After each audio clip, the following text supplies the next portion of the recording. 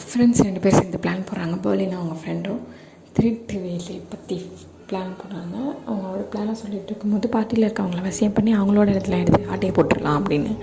அப்படி இருக்கும்போது பார்த்தா ஒரு பார்ட்டிக்கும் போகிறாங்க. ஒரு பொண்ணை கரெக்ட் பண்ணுறதா நினச்சி அவங்களே ஆல்ரெட்டாக தான் வருவாங்க. இவங்க நினச்சி போய் இவங்க ட்ராப்குள்ளே மாட்டிக்கிறாங்க. அவங்க ஹஸ்பண்ட் வந்து ஒரு ஃபோட்டோ திருடி தர சொல்லுவாங்க. அதாவது மியூசியமில் இருந்து ஒரு விலை மதிப்பு மிக்க ஒரு ஃபோட்டோவை திருத்த சொல்லுவாங்க. இவர் வந்து என்னால் அது முடியாது அப்படின்னு மனசுக்குள்ளே வச்சுப்பாரு. அந்த ஃப்ரெண்ட்கிட்ட வந்து புலம்பிட்டு இருப்பார், நான் அவனோட கேலெல்லாம் இருக்கிறது எல்லாமே திருட போகிறேன் அப்படின்னு சொல்லி ஒரு பிளானை போடுவாங்க. அவங்க டீமாக சொல்லுவாங்க. அவங்க டீமில் வந்து ஒரு 2 பேர் இருப்பாங்க. அதில் வந்துட்டு ஒரு பேர் வந்துட்டு இப்போ மேரேஜ் அனௌன்ஸ் பண்ணியிருப்பாங்க. இன்னொரு பேர் வந்து நல்லா ரொம்ப ஜாலியாக இருப்பாங்க. ஆனால் அவங்க 2 பேரும் செப்பரேட்டாக மாறிடுவாங்க. இவரோட ஃப்ரெண்டோட சேர்த்து ஊராக சுற்றிட்டுருப்பார். ஏன்னா அவர் ஃப்ரெண்டுக்கு ஃபேமிலி கிடையாது, வீட்டுக்கு போயிருப்பாங்க எல்லோரும்.